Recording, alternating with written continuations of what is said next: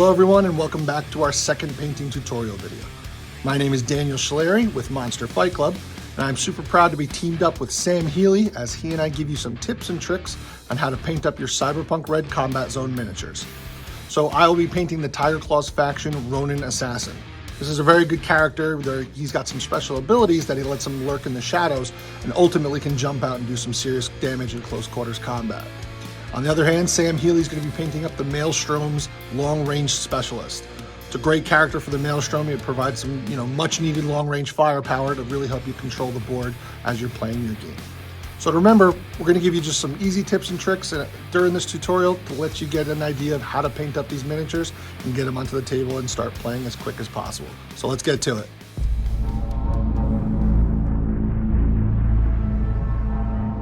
Hello everyone and welcome back. This is Dan from Monster Fight Club. So you can see here I've primed the model up in all white using the Corax white spray from Games Workshop. And let's get started here on the model. You can see there's a lot of really great details here for it. But we're going to start off here with the base colors here. I'm using Caliban green. That's on the pants. Remember, trying to just get a nice even layer on there. Make sure all the coats are smooth. But don't worry about it if you make it a little bit messy going onto something you didn't want that color. You can always touch it up if you need to. And next we switch over to Rhinox Hide, which is a really good brown color here. And I wanted this to go over the majority of his coat because it's a darker color here. It helps him blend into the shadows, but I didn't want to make him full ninja style and have him go wearing all black. So covering the whole coat. Now this was a large area here, so it did take a couple passes through, but ultimately, we got a nice smooth coverage, but it does tie in with the green. Next color we go to is Dawnstone, which is one of my favorite gray colors here. And Dawnstone, we're using this over here, the leather straps, the part of the scabbard, the handles for the swords, pretty much anything to, that's not part of the jacket that'll help stand out as well. But moving right along, make sure all the coats are even, make sure everything has good coverage, there's no streaks or anything.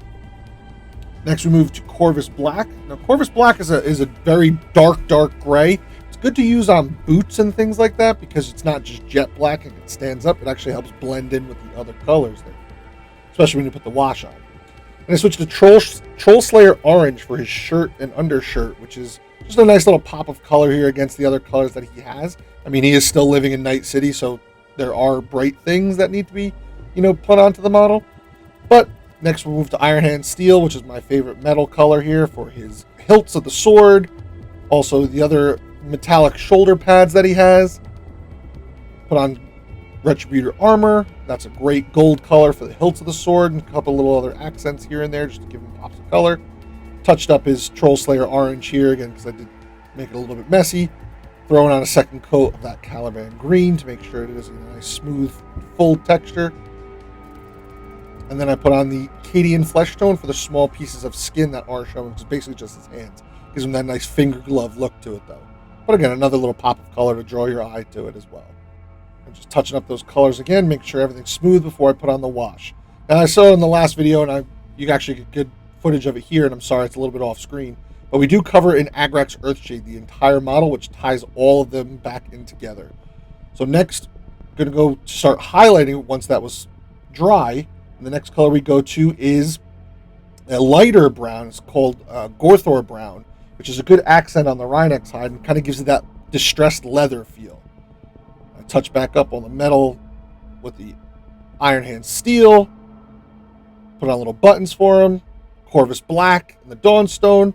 Again, keeping the recesses as dark as possible, just highlighting about 90% of the colors that I'm going with.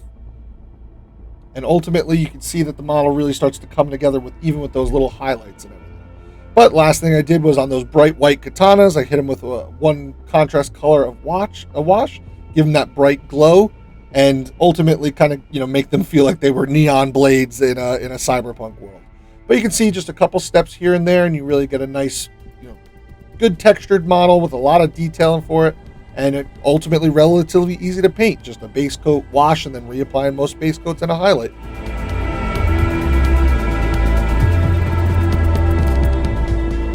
Hey folks, welcome back. This is Sam, and here, just getting started, Using the same army green for the range specialist that I did for the warlord, because I'm keeping that uniform color there for this entire gang. Also going to treat the helmet as well.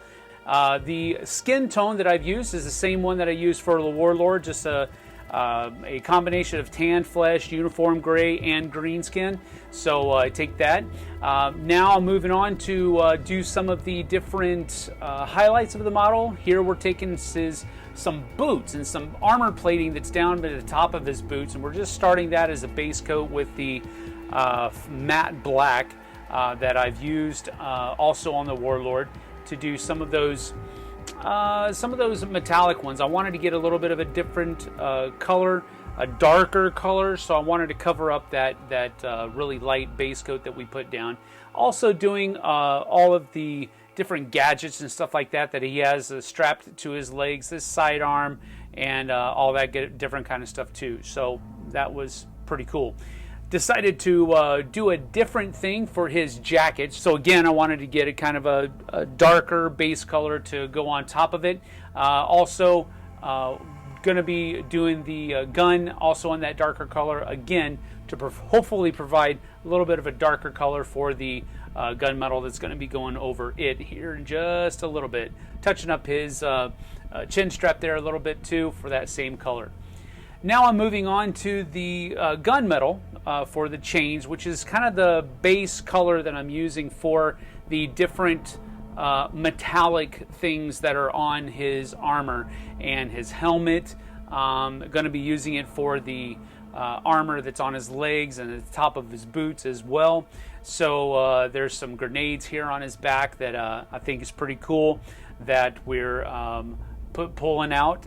Some armor on his shoulders, all that kind of stuff. These guys are tricked out with so many different gadgets and so many different implants that you can have a lot of fun layering in these different colors like we're doing here. So here we're just giving the gun a good base coat of that gun metal. What you're doing here is you're just layering. So you can always go back and touch up if you have some things. I had to do it multiple times myself, but when you're layering things like this, it's real easy to just go back and touch up places where you may have gotten over into a different color that you didn't want to do. So that's a pretty safe and effective technique for being able to paint models in a relatively short amount of time. Now I'm just moving on to the strong tone that I use from Army Builder, and again, like with the Warlord, you can be as liberal as you want to, but again, you don't want to put too much on there because you do want to be able to go back and highlight those parts of the model that really want to pop for you. So I'm really kind of using green skin as a base for some of those parts of the model that I want to look like they're glowing green. There's some places on his knees and on his helmet and that type of stuff. And then I went back and did a little dab of jungle green to kind of make it look like it's glowing. But that's pretty much it for the range specialist. See y'all later. And that about wraps up our second painting tutorial video from Monster Fight Club. Thank you, Sam, for your great work on the Maelstrom's Long Range Specialist. I hope you guys enjoyed my Tyger Claw's Ronin Assassin. As you can see, these models have a lot of detail to them, and just a couple simple tips and tricks, you can really help bring them to life and get them onto the table as quick as possible. Great thing about Cyberpunk is you can have a lot of vibrant colors and really give it your own style, but still have it fit to the aesthetic of your gang of your choice. So if you're interested in more content like this, follow us on Discord. Check out our social media pages, Instagram, Facebook, and Twitter. We're on all of it. We'd love to hear from you, see some of your paint jobs as well. And if you haven't gotten into the game yet, Cyberpunk RED Combat Zone will have miniatures available on www.monsterfightclub.com. So check us out and be sure to tune in as we produce more content videos for you guys for whatever you're looking for. Keep rolling, players.